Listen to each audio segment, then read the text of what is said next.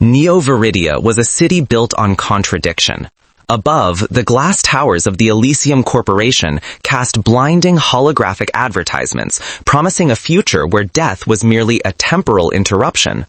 Below, where Kai Morgan resided, were the old, damp, forgotten alleys where broken neon signs bled streaks of murky light across cracked concrete. Kai Morgan wore a vintage leather coat, his apartment perpetually smelling of electronic cigarettes and dated machinery. Once a brilliant programmer for Elysium, he was exiled from the industry for refusing to install backdoors that harvested raw memory data into the Memoria system, the technology that digitized human consciousness for digital immortality. Now he was a memory retrieval analyst, taking on cases the Neo-Veridia police, who were far too reliant on Elysium's data, couldn't or wouldn't touch. One rainy evening, an anonymous woman found him. Her platinum hair and expensive cloak looked violently out of place in Kai's shabby apartment. She presented him with a substantial cash retainer and a single task: find Elara Vance. Elara is an artist, a memory simulation artist, the woman said, her voice betraying no emotion. She vanished right after completing her final work. Elara Vance was a notorious name in the underground tech scene. She used digitized memories, digital mementos, of the deceased to create haunting, composite artworks that revisited their best or worst moments. The only clue provided was an antique USB drive, which the woman claimed held Elara's final work. It contained a simulated memory stream that no one had been able to decrypt. After the woman left, Kai plugged the USB into his archaic reader. His monitor flickered, not with a standard memory projection, but with a chaotic matrix of fragmented images. Laughter abruptly cut short, a hurried hand clasp, the blinding light atop a skyscraper. This wasn't art. These were stolen fragments. Not a simulation, Kai muttered, typing old code into his system. These are scraps. He instantly realized Elara hadn't created an artwork. She was trying to encode a message using the most traumatic moments she could find. He knew he was stepping into the domain of Dr. Cyrus Blackwood, Elysium's CEO.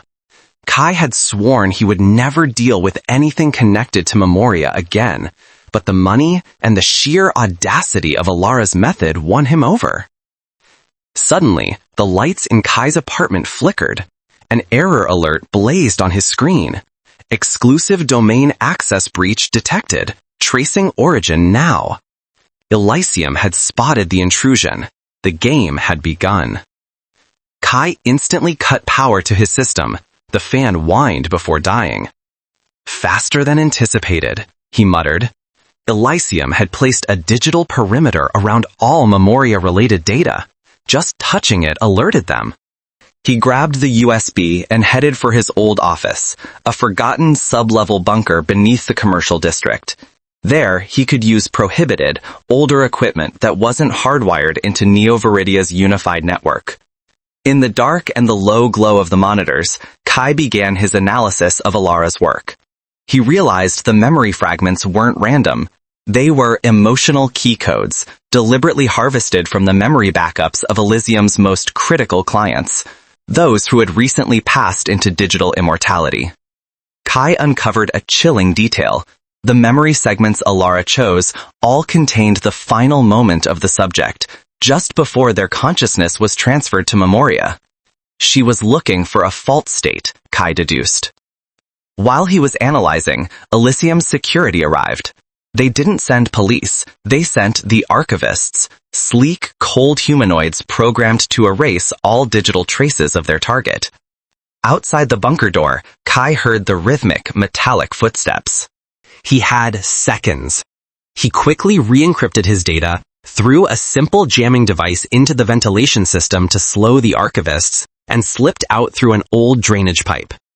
The chase led through Neo-Veridia's damp lower levels. Kai couldn't use the public network. The archivists would lock him out. He relied on his street-level coding skills, disabling old traffic lights to create chaos, shutting down obsolete security cameras to create temporary blind spots. This girl found something. Blackwood is willing to destroy this entire neighborhood to hide, Kai thought, clutching the USB as he ran.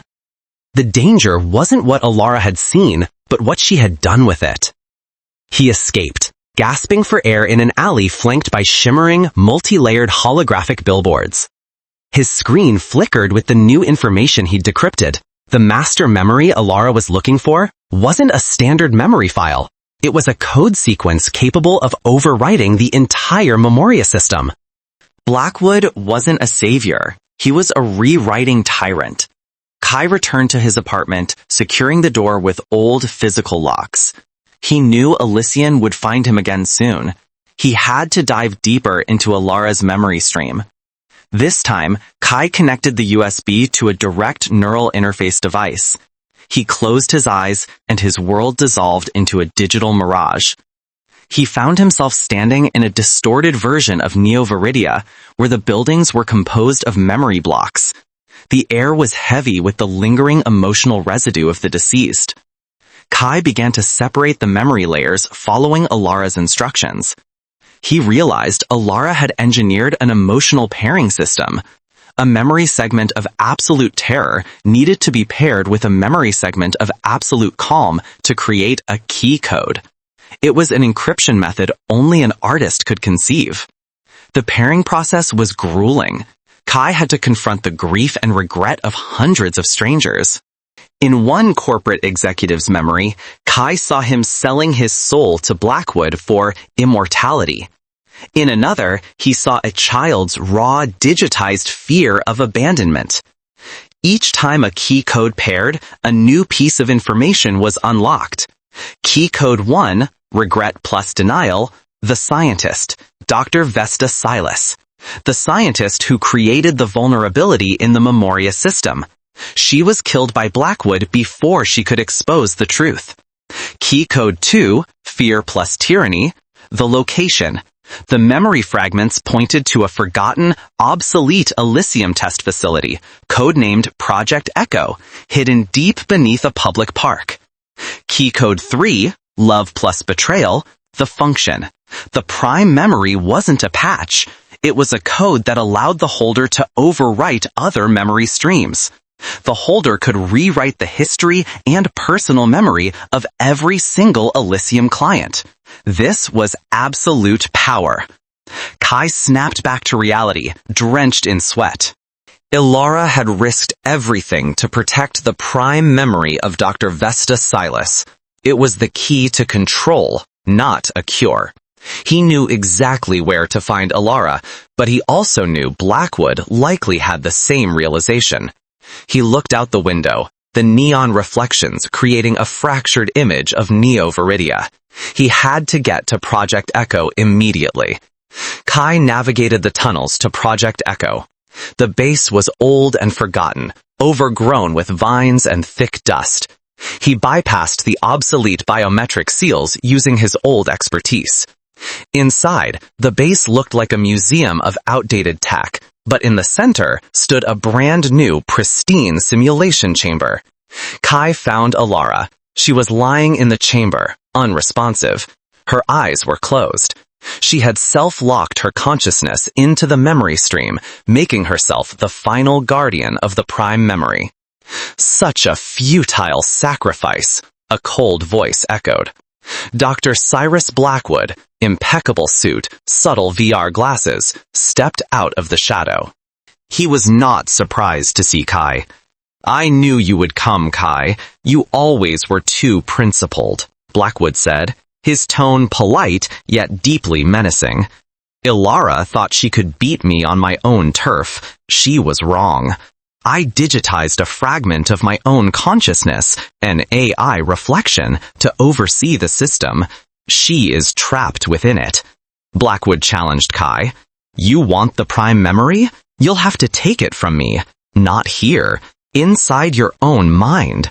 Blackwood activated a device, and Kai felt his consciousness violently dragged inward.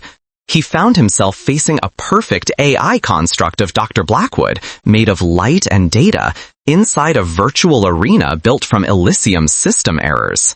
"You are just an exiled programmer, Kai," Blackwood's AI boomed, its voice reverberating through the virtual space. You cannot defeat me. I am the future. I can rewrite your memories, make you believe you were never expelled from Elysium. The fight was not physical, it was psychological and programmatic. Blackwood's AI relentlessly attacked Kai with painful memory fragments, the failures, the rejections from his past. Kai held his ground. He knew Blackwood's weakness, absolute dependence on the system. He searched for a glitch in the virtual environment, a flawed code sequence that even Blackwood's AI had to obey. He discovered the AI had a vulnerability in processing emotional errors. Using the memory fragment of Blackwood's betrayal of Dr. Vesta Silas, Kai created an unmanageable emotional feedback loop for the AI. Blackwood's digital self began to tear itself apart with cascading errors, dissolving into distorted blocks and finally vanishing. Kai snapped back to reality, breathing heavily. He quickly disabled the simulation chamber and pulled the weakened Elara out.